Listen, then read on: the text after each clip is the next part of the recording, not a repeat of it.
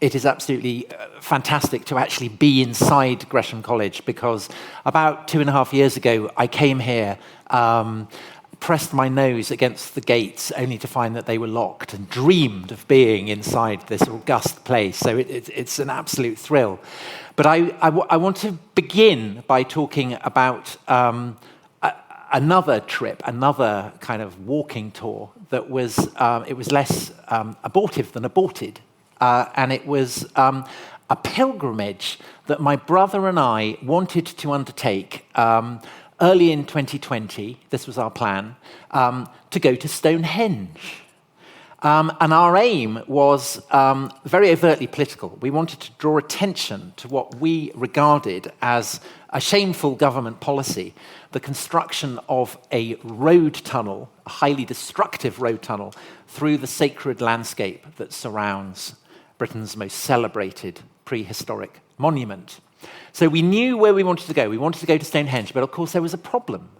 Where were we going to start our pilgrimage? Now, there's no question, I think, that Stonehenge was indeed a place of pilgrimage for people across Britain and perhaps even further. And the evidence for this is provided by Durrington Walls, which is a settlement about a mile or so from the stones, was inhabited for maybe 50 to 100 years, and it's been posited that this was a place for the living as opposed to Stonehenge, which served as a place for the dead. And we know that people from across Britain had settled there because the skeletons of animals, particularly pigs, have been found that came from as far afield as northern Scotland.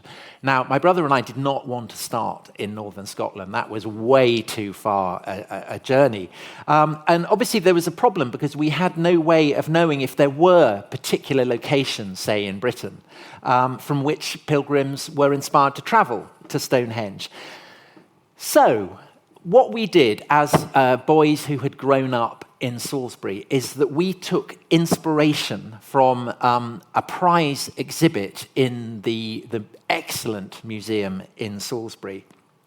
And this is the so-called Amesbury Archer, so-called from the many arrowheads that were found surrounding the skeleton when it was discovered on what was then a building site and is now a cul-de-sac in out-of-town Amesbury. Now, the Amesbury Archer, intriguingly, was not from Britain. Tests on the teeth, don't ask me to go into the scientific details, reveal that this man, this Amesbury Archer, had actually seemed to have come from the Austrian region of the Alps. And so on the assumption that he probably took ship from the nearest point to the continent, we decided that we would start our pilgrimage from Dover. So this was the plan. We were going to do it in April 2020. We were going to start from Dover, and we were going to head to Stonehenge. But then, of course, on the 23rd of March, a certain virus and a certain prime minister intervened, and we were unable to do our pilgrimage. And I found myself immured in London with no prospect whatsoever of escaping the capital or of tramping the Kent Downs or of, breathing in the fresh April air. The weather, as I'm sure all of you will remember, that April 2020 was kind of tantalizingly beautiful. And the more that beautiful day succeeded beautiful day, so my sense of regret for what might have been for the pilgrimage that I might have undertaken deepened. And so with my wife, who is in the back, bless her, we began to tramp across London, going on kind of increasingly extensive walks. And it was as part of a walk that I devised looking at 16th century London, for instance, that we found ourselves pressing our noses to the barred gates of Gresham College. But the journeys that I most enjoyed were those that kind of evoked stories, evoked narratives. So, for instance, this one, anyone who has seen 28 Days Later, where Britain gets overtaken by zombies, and it begins with Cillian Murphy waking up in St. Thomas's Hospital, finding there's no one there, and walking across a deserted Westminster Bridge. We'll realise how eerie it was to go to Westminster Bridge and see it that empty. We also followed in the footsteps of the narrator of the War of the Worlds as he walks from his meeting with David Essex in Putney all the way to Primrose Hill, where he discovers that the Martians have died, ironically, of a virus. So this, and it's full, the description of his journey is so detailed that you can follow it pretty much street by street.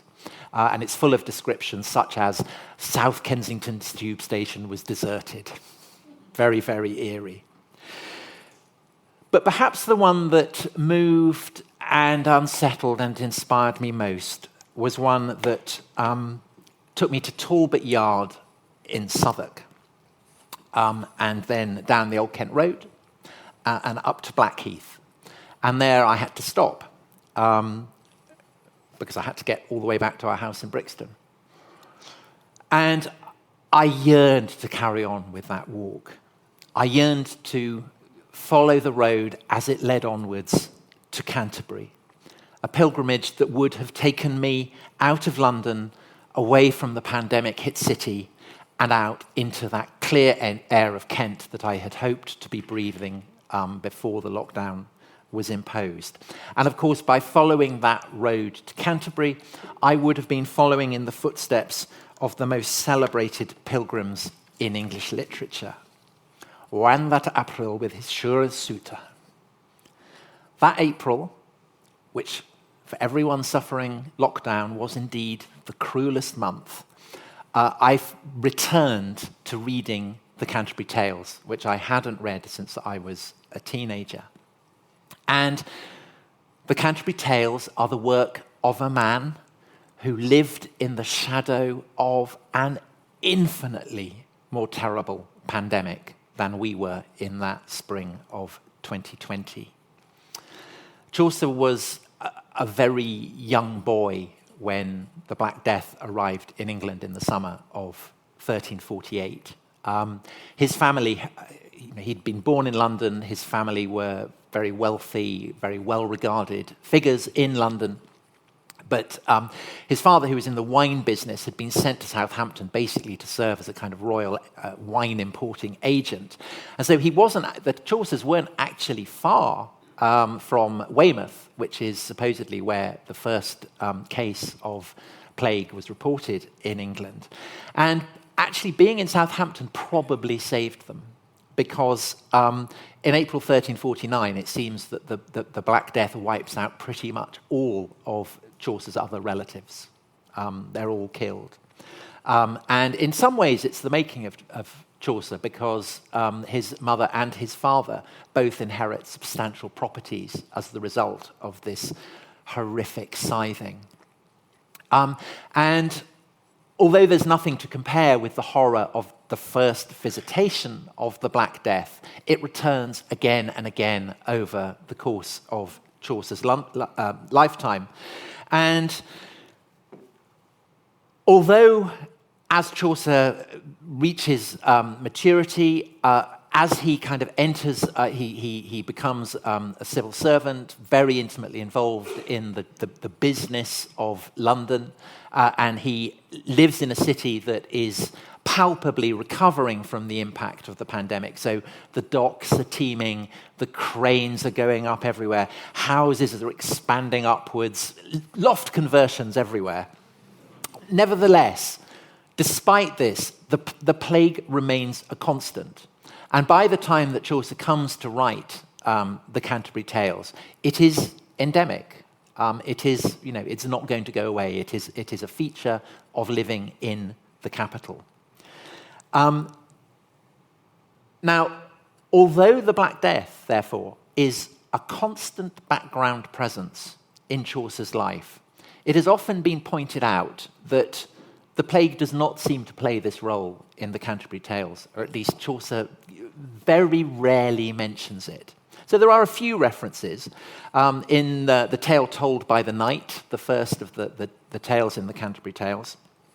The terrifying figure of Saturn boasts to his daughter Venus, "My looking is the father of pestilence." And in one of the very greatest of the Canterbury Tales, kind of terrifying and unbelievably morally complex tale told by the sinister figure of the pardoner, there is an even more explicit reference to the Black Death. So the pardoner describes how 3 friends, who he describes as rioters, kind of lads out on the lash, are told news of a friend.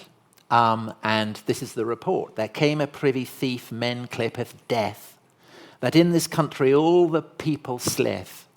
And with his spear he smote his herter too, and went his way without a word as moo. He hath 1,000 slain, this pestilence." So that is, presumably, it's another recurrence of the plague, a visitation.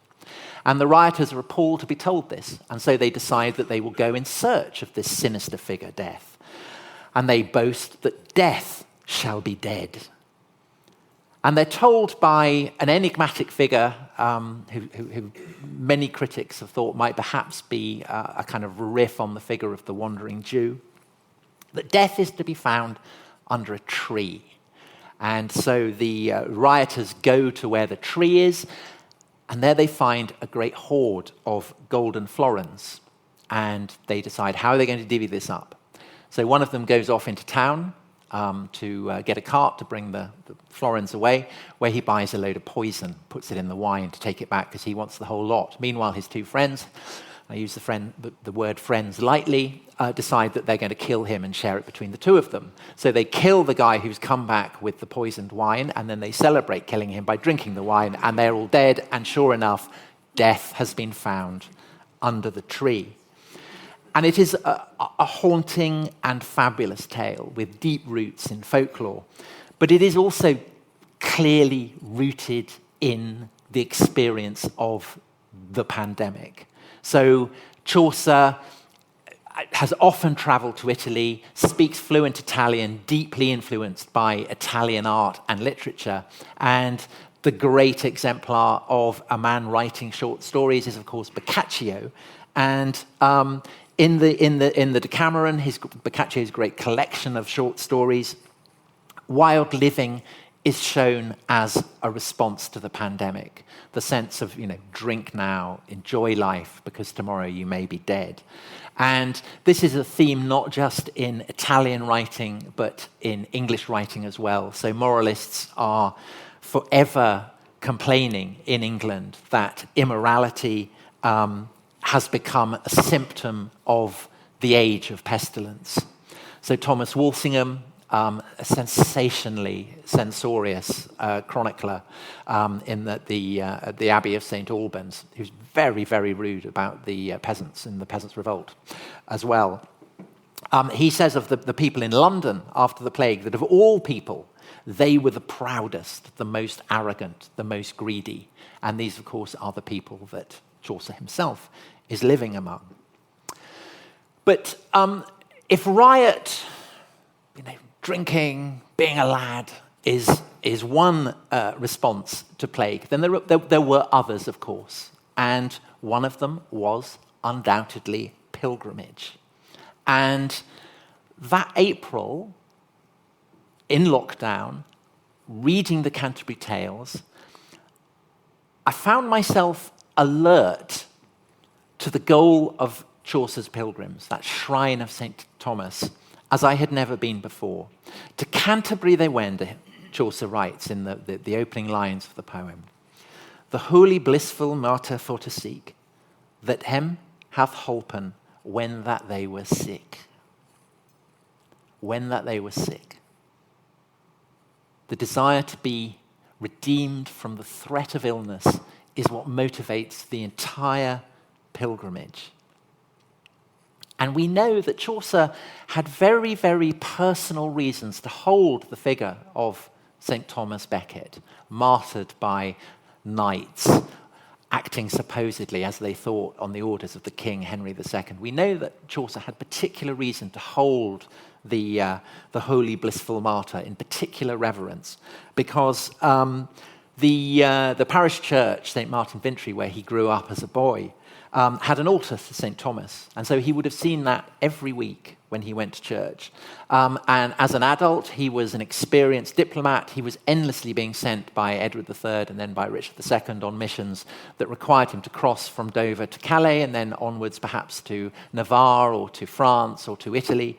And so he would have made that journey from London to Canterbury many times. He would have crossed London Bridge, and on London Bridge there was a shrine to St. Thomas, and this is where traditionally pilgrims setting out from London to Canterbury would depart. And of course he would have gone through Canterbury, and he would have seen the sumptuous, the spectacular shrine to St. Thomas that was built there on the spot where Becket had been murdered. Now, famously, Chaucer's pilgrims never actually arrive in Canterbury. Chaucer describes them reaching the limits of the city, but then they never go any further. And it's as though they're kind of airplanes being held in a holding pattern over Heathrow when there is fog or something. But what I hadn't appreciated until I started reading around the Canterbury Tales was that actually they never leave the starting point either. So they never get to Canterbury, the shrine of St. Thomas in Canterbury, and they're never described as leaving the shrine of St. Thomas on London Bridge, which was the traditional starting point. Instead, they start their pilgrimage in, of all places, a tavern, an inn. Befell that in that season on a day in Southwark at the Tabard as I lay, ready to wend on my pilgrimage, to Canterbury with full devout courage, at night were come into that hostelry, well 29 in a company of sundry folk, by eventary fall, in fellowship and pilgrims were they all, that toward Canterbury would and ride, the chambers and the stables were and wide, and well we were in eased at best, and shortly, when the sun was to rest, so had I spoken with them every one, that I was of their fellowship anon. Now, when we went to the Tabard, the site of the Tabard, where the inn had stood, so Talbot Yard, that's where it stood, it was all shut up. Everything was empty and deserted. Sorry, I forgot to show you the beauties of St. Thomas being attacked. But there is the road leading from the inn down through Southwark that Chaucer would have followed. And there were no crowded bars. There were no strangers meeting up. There was no socialising of any kind. Everyone was having to socially distance. And it struck me anew, in a way that I'd never appreciated before, that the Canterbury Tales serve as a celebration of pretty much everything that comes from not having to socially distance. And I wondered anew at that famous first line of the poem, the insistence on the month of April. Was there something more, I wondered, more than just the lengthening of the days, that made people in April, in the late 14th century, long to go on pilgrimage? I mean, bear in mind that Chaucer famously specifies that it's always raining in April, so it seems an odd time to go out. Can't be the weather. And I think this in a way that I would not have done before the spring of 2020. That Chaucer did not need to specify for his readers that April was also the month, traditionally, when the plague that was endemic in London began to abate. Because we know from the records of deathbed wills in the wake of the initial pandemic that the peculiarly lethal months in London were January, February, and March. And this was true not just of London, but for all the regions across Northern Europe. I mean, interestingly and kind of intriguingly, in Italy it seems to have been different. In Italy, the plague fatalities start to rise precipitously in the month of May, And Chaucer, who had travelled to Italy, probably knew that as well. So again, there's this strange sense that whether you are in the south or the north of Europe, April is the month when plague seems to have been at its least dangerous. Now, of course, the people in the 14th century had no notion of germ theory, but undoubtedly they understood the concept of social distancing. This is what provides the entire motor for Boccaccio's Decameron. The people who tell the stories have retreated from Florence to get away from the heaving crowds and the threat of infection, and retreat to a walled villa. And so I kind of began to wonder, well, is this why Chaucer chooses to specify the time of year when his pilgrims meet at the Tabard and embark on their journey in Canterbury in the very first line? In which case, perhaps, is the whole great cycle of the Canterbury Tales a eulogy to the joys in a time of endemic plague of social mixing? Now, we don't know. I don't know. There's no way of knowing, ultimately. But what I found when I was reading the Canterbury Tales was that I desperately wanted to believe it. I wanted to believe that Chaucer had in some way been where I had been and where everyone in the country had been, and that in a way the Canterbury Tales were articulating an experience that we were all going through. And I think that sense that by walking down an empty Borough High Street and down the Old Kent Road and seeing nobody and up onto a deserted Black Heath, I was in some sense getting closer to Chaucer. I think that is not an inherently risible idea. And I have sanction for thinking that from the author of, by miles, the best, most recent biography of Chaucer, Marion Turner, whose Chaucer, A European Life is absolutely superb. And she writes in her introduction that to try to understand the imagination of the poet, throughout this book I explore the things that surrounded him, the streets he walked, the communities in which he participated, and the structures that he inhabited. But at the same time, I felt with a kind of renewed ache a sense of the distance that separated me from the late 14th century. Because if I felt in my kind of longing for a vaccine that would enable us all to get our lives back, perhaps an echo of the yearning that the pilgrims might have had, the longing to reach the shrine of St. Thomas that helps the sick, that cures them, then I guess that only brought home to me how utterly dissolved upon the Reformation and all that had followed it, that age of pilgrimage had become. And I realized that it was essentially my secularism, my materialism, that had prevented me from taking Chaucer's pilgrims, and indeed Chaucer himself, perhaps seriously in the way that Chaucer had wanted them to be taken seriously. Maybe I had been too seduced by the aspects of the Canterbury Tales that still, in the 21st century are immediately vivid to us. The comedy, the romance, the sublimely deft and subtle characterization. To recognize what was also a profound theme in the Canterbury Tales, the ache of need, the yearning for consolation, the desire to be healed of sickness. Now, in the very last, if I've said that, the first line of the Canterbury Tales with its emphasis on the month, does this have a peculiar significance? I think it must have done.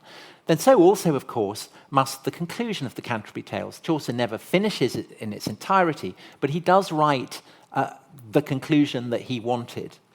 And in it, he prays to Christ, to the Virgin, to all the saints of heaven for salvation, through the benign grace of him that is King of kings and priest over all priests, that bought us with the precious blood of his heart, so that I may be one of them at the day of doom that shall be saved.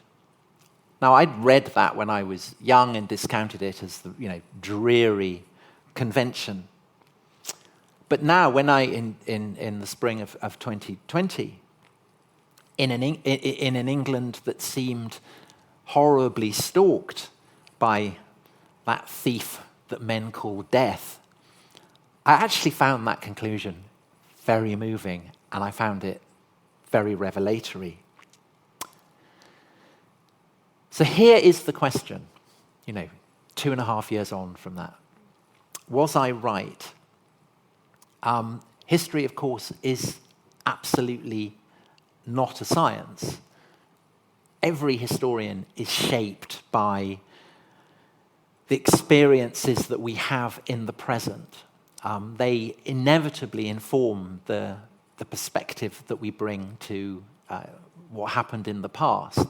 So a famous and favorite quote illustrating this is from Edward Gibbon, the great historian of the decline and fall of the Roman Empire, who in his autobiography wrote that, and he had served with the Hampshire militia, and he wrote that the captain of the Hampshire Grenadiers, the reader may smile, has not been useless to the historian of the Roman Empire. Gibbon's idea that his military service had enabled him better to understand that great military autocracy that was the Roman Empire in its heyday and then in its decline. But equally, of course, it is absolutely incumbent on us to respect the strangeness of the past, the way in which actually people who lived long ago were not like us. And I think that the status the Canterbury Tales enjoys as the first great masterpiece of English literature is due not to its distance from us, but to its seeming closeness. So the Pilgrims offer us, for the first time in English literature, a cross-section, if you like, of Middle England. We're not getting the people who traditionally had featured in medieval literature, the high-born, the noble. We are getting people who have actually prospered from the devastation of the Black Death. It's the first time that they are given a voice. And the multiplicity of perspectives that is enshrined within the Canterbury Tales, the range of voices, I think is appealing to an audience that has kind of familiar with novels in a way that, say, the allegories of, Piers Plowman simply aren't. And this is why, still today in the 21st century, you think of Zadie Smith or whoever, the Canterbury Tales has an immediate appeal to novelists, to scriptwriters, and so on. And yet I do think that at the same time, these seeming similarities can be very deceptive. And there are two very obvious reasons, I think, why in the 21st century, many of us, and I absolutely include myself in that, may be ill-qualified to comprehend the significance, the resonance, the timbre of the pilgrimage that Chaucer's companions, as they set out on the road to Canterbury, may have been feeling. One reason is that we live in a culture that for half a millennium has been deeply Protestant. The cult of St. Thomas is gone from Canterbury Cathedral. The agents of Henry VIII, who, Henry VIII was not the kind of man to put up with chancellors called Thomas. He had a track record in getting rid of them. And he destroyed what Erasmus, Thomas More's great friend, had hailed as one of the greatest shrines, not just in England, but in the whole of Europe, of Christendom. And, nothing remains of the holy, blissful martyr sought by Chaucer's pilgrims. Those of you who may have been to the show that was laid on in the British Museum a year ago, so ago, I think, there was this great absence at the heart of that show, the fact that all the relics of St. Thomas and all the shrine had vanished. But I think possibly even more saliently than the fact that we live in a Protestant culture, we also live in a culture, and perhaps especially an academic culture, that is determinedly and I would say proudly materialist. So I've read a fair number of books on the Canterbury Tales, and I can't think of one of them in none of these books have I ever come across a suggestion that miracles might actually have been performed at the shrine of St. Thomas, that the hope the pilgrims had in setting out for his shrine might actually have been true. But, I mean, it seems to me no doubt that Chaucer did believe that miracles happened at the shrine of St. Thomas. He was a man who, for all the kind of the venom of his portrayal of certain figures from the church in the Canterbury Tales, I mean, that venom derives from disappointment, I think, not from a kind of 21st century Richard Dawkins-esque skepticism. Chaucer was a man who, throughout his life, had enjoyed very intimate ties to a whole range of religious institutions. And when in due course he died and was buried in Westminster Abbey, this wasn't because he was a poet. The idea of Poets' Corner came much later. It was because he was counted by the monks of Westminster as, as a friend, as someone that they valued and wanted to have buried in their abbey. And I think that, if you think of the portrait of the Pardoner, which is perhaps the most venomous of all the Chaucer's portraits in the Canterbury Tales, it's precisely his disappointment that explains it. And, of course, it's the fact that the Pardoner gives this brilliant moral tale and yet is himself so morally contemptible. I mean, that's expressive, it seems to me, of a deep religious sensibility, not a skeptical one at all. And I think that pilgrimage in the Canterbury Tales is a lot more than a mere plot device, and that to assume otherwise, I think, is absolutely to be guilty of a pretty grievous anachronism. And if that's the case, then I think the further back in time we go, so the greater the challenge becomes for us in the 21st century of making sense, of kind of entering into the minds of people who are going on pilgrimage. So I think of a pilgrimage that I've written about, and it's one that happened at the beginning of the 11th century. There was a great upsurge in pilgrimages then, over the first 3 decades. And this was seen by contemporaries as something extraordinary. So there was a monk in the great, famous Burgundian Abbey of Cluny. And he wrote that these pilgrimages portended nothing other than the advent of the accursed Antichrist, who, according to divine testimony, is expected to appear at the end of the world.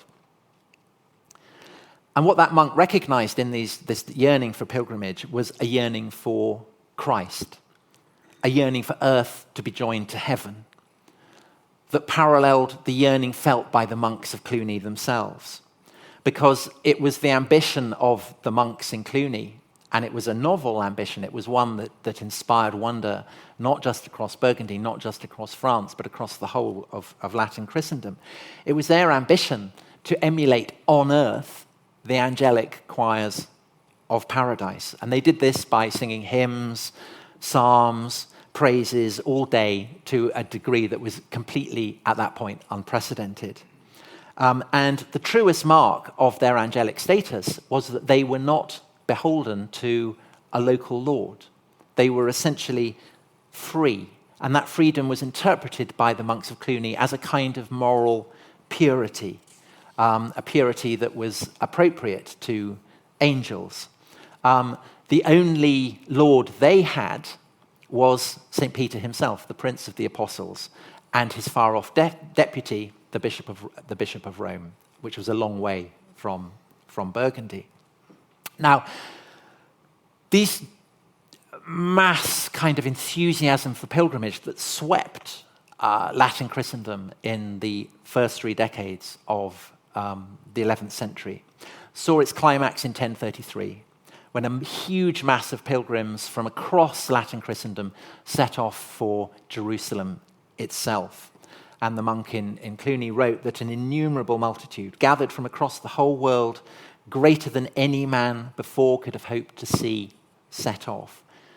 And what were they expecting? Well, he said they were expecting the advent of Antichrist, and if Antichrist comes, then Christ cannot be far behind. And they are heading to Jerusalem because, according to multiple traditions, it was in Jerusalem that this great drama was destined to play out. But of course, they get there and, well, they're disappointed. Are they disappointed or are they relieved? Certainly there is no appearance of Antichrist, but then there is also no joining of heaven to earth. But that impulse, I think, is not, it isn't ended. And we can see that from looking at Cluny, this great abbey that yearned to emulate the purity of the angels in heaven. Because it endures, and everything that had made its admirers see in the monks a model of angelic behavior is still completely current. And there are many across Christendom who look at this purity of the monks and think, well, I'd quite like a bit of that. And the key place where there is this desire to emulate the purity of Cluny is actually in Rome, the home of the Bishop of Rome, the one earthly person who stands superior to the abbot of Cluny. And there, a host of reformers kind of dream of doing as the monks of Cluny have done, of cleansing themselves of the kind of the greasy, grubby fingerprints of earthly lords, and themselves being pure and independent of all earthly control. Now, a project like this, of course, was going to need leadership. And the Bishop of Rome, the most senior bishop in the Christian world, is ideally placed, it seems, to reformers and to a succession of extraordinary popes themselves to take on that role. And so an office that in the 10th century had been kind of at its nadir. It had been either the plaything of kind of vicious Roman aristocrats or, moving into the 11th century, of domineering and overreaching emperors. Over the second half of the 11th century, the papacy emerged to become something very different. The focus for an attempt to redraw the very fabric of the world.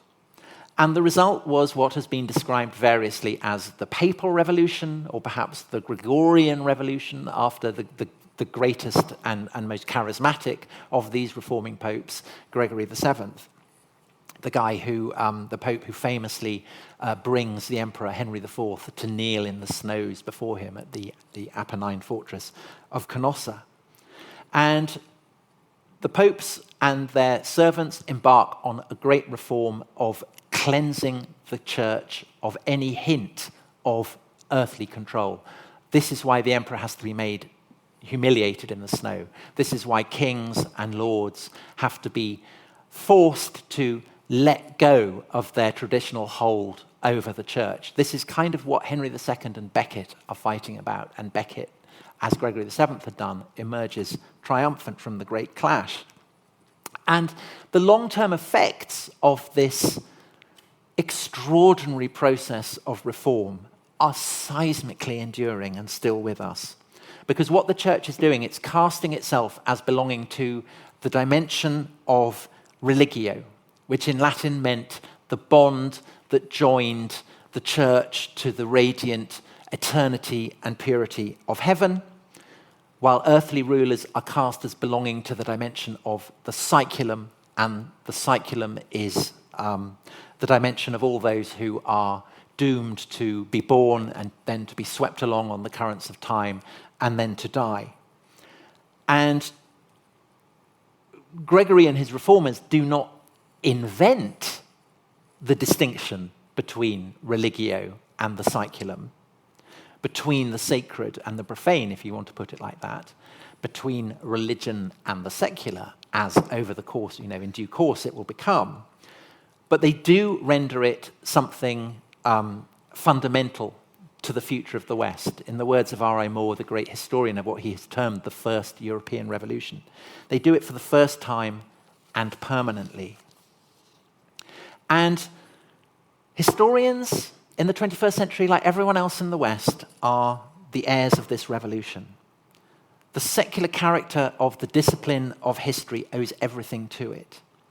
And this perhaps, ironically enough, may help to explain why there has been, I think, a certain squeamishness among scholars when it comes to acknowledging just what the significance of the pilgrimages that marked the early years of the 11th century might have been, and especially that one great pilgrimage to Jerusalem in 1033. For 1033 was, of course, the millennial anniversary of the death and resurrection of Christ. Now, the notion that this date might have had any significance to Christians in the 11th century has been widely seen by historians throughout the 20th century and into the 21st century as a kind of febrile and flamboyant concoction of the Romantic era. The False Terrors of the Year 1000 is the title of one book on them. The notion that this is kind of on a par with Atlantis or something like that, it still remains quite deeply rooted. But I think that over the past few decades, the consensus on that has begun to change quite dramatically. And I think that just as the experience of COVID has provided historians with a certain correlative for the great catastrophe that was the Black Death, so also have two recent developments helped to enable historians to wonder whether perhaps there was indeed a millennial aspect to these, the craze for pilgrimage and the yearning for purity on the part of the Roman Church. And I think the first of these was, of course, the fact that we have lived through a millennium. This only turns up once every 1,000 years, so it's unsurprising, and I think, entirely to be expected that historians would be influenced by the experience of living through a millennium. And I think the other factor that has influenced how historians are now increasingly willing to see something kind of radically different in the expectations of the end of the world that I think did haunt Christians in the early 11th century is our own experience of climate change. So when I wrote about this back in 2006, James Lovelock had just written a book in which he predicted basically that the world would have ended by 2020, so I'm quite relieved that hasn't. But he writes about the process of climate change. Our future is like that of the passengers on a small pleasure boat, sailing quietly above the Niagara Falls, not knowing that the engines are about to fail. And shortly before the millennium, one of the great abbots of Cluny, Odo, wrote in almost identical terms. He said that the vessel that bore sinful humanity was beset all around by a gathering storm surge, and he wrote, "Perilous times are menacing us, and the world is threatened with its end." So the parallels, of course, are not exact. I mean, no one would say that they were. But I think they are sufficiently suggestive that historians have kind of been able, perhaps, to overcome a kind of instinctive materialism and to recognize that the spiritual anxieties and yearnings that people, it seems to me, indisputably experience, that these might have been vivid enough that they could indeed have powered what R.I. Mark called the first European Revolution, that they do indeed offer reflections, perhaps, that do kind of flicker and twist in a distant mirror. But what if we go back even further in time, back to a time before materialism, before secularism, before Protestantism, before Christianity itself? So I want to end by going back 2,500 years, and to undertake, if not a pilgrimage, then certainly a journey to a fearsome and potent shrine. And this was a journey that was undertaken in classical Attica by young girls born in the city of Athens. And every 4 years, all the girls under the age of 10, probably between the ages of 7 and 10, would process from Athens, and they would head out across the olive groves and fields of Attica to a shrine called Brauron on the eastern coast of Attica. And here we see some of them. The shrine of Brauron was sacred to Artemis, the virgin huntress, the mistress of beasts, the sister of Apollo, who was a very menacing and intimidating goddess, capable of inflicting absolute horror on a city if she was in any way insulted, and particularly plague. So when plague came, often it was feared that Artemis had been offended. And in fact, according to some of the traditions that were preserved by historians and kept over many, many centuries, it does seem that the origins of this procession of girls from Athens to Brauron did originate in a time of plague. Because it was said that a group of Athenian men had killed a bear that was sacred to Artemis. And so this was why the goddess had sent a plague to devastate Attica. And the Athenians had sent emissaries to Delphi to consult with Artemis's brother Apollo, the god of prophecy. And these emissaries were informed, and I quote from a Byzantine history, but which clearly preserves authentic traditions. They were informed that the plague would only be brought to an end if their young daughters, as blood price for the death of the bear, were themselves obliged to become bears. So it was that a law of the Athenians forbade any girl being given in marriage unless she had first turned into a bear and served Artemis. So what is going on here, you may be wondering? Well, there have been lots of explanations.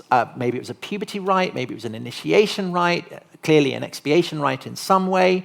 But obviously, what no scholar, I think, would, and if there has been one, I haven't read him or her, what no scholar today would dream of suggesting is that actually the girls might actually have turned into bears, that this is what was going on. And that's, again, hardly to be surprising, because if scholars today tend not to foreground the possibility that miracles might have happened at the shrine of St. Thomas at Canterbury, then it's infinitely more unlikely that they are going to accept the reality of the goddess who is worshipped at Brauron and of the possibility that young girls might literally have turned into bears. But I think the problem is that by refusing to countenance that possibility, we immediately place ourselves outside the lived experience of the ancient Athenians, the lived experience that it is the ambition of scholars to try and understand. Scholars are basically laying claim to an understanding and a knowledge of the classical past that is superior to those who actually experienced it. But the problem is that how can we be sure of this? How accurately can we possibly hope to understand the Athenians if we kind of assume that beliefs that were so important to them have no foundation whatsoever? We are like, a lepidopterist who has stuck a pin through a butterfly but never gets to see the butterfly fly. And I just want to end by quoting a brilliant historian of ancient Athens, Greg Anderson, who wrote a wonderful account of the formation of the democracy, but then went on to write a most unexpected book called The Realness of Things Past, in which he essentially advances precisely this argument, the fact that by not acknowledging the possibility that the gods might have existed and extraordinary things might have happened, we are inevitably shutting ourselves off from potential avenues to understanding the ancient Athenians. And so he's talking about the Athenians and their democracy. What would their celebrated politeia look like, Anderson asks, if we no longer viewed it through the lens of conventional historicism, using our standard modern analytical template? How different does the Athenians' democratia appear when we try to see it more on their terms, in the world of their experience? And in his attempt to answer this question, Anderson touches on the Brauronia, the great festival. And he points out, and again I quote, a general perception that gods felt a special affinity with human females, that women and girls are closer to the divine than men and boys. And the two salient features of the Bryronia are firstly that the girls become bears, and secondly that they spend time with Artemis in a way that no boy ever does. And that specification that only someone who has spent time as a bear, only a girl who has spent time as a bear can then marry. And the consequence of that is that every Athenian man who marries an Athenian woman knows that his wife had spent time as a bear with Artemis. And I would suggest that would have fostered a certain nervous respect. And I think the implications of this for our understanding of Athenian democracy are quite profound. Men have the vote in the Demokratia for the same reason that they fight, because it is their duty to maintain the viability of their city in the dimension of the earthly. Women perform rituals that enable them to ensure divine protection for Athens. And this, I think, when you see the world through Athenian eyes, is actually not less important than voting or fighting. And perhaps in many ways it is more important, because if you offend Artemis, she will send a plague, and if you offend Athena, the goddess after whom Athens, of course, takes its name, then who knows what disasters may ensue.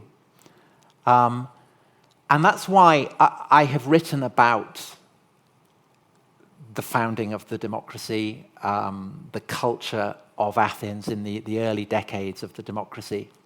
But actually, the book, I think, in which I came closest to arriving at a sense of the truth of what that democracy may have been was when I wrote a book for children in which I could absolutely portray Athenian girls becoming bears. Thank you very much.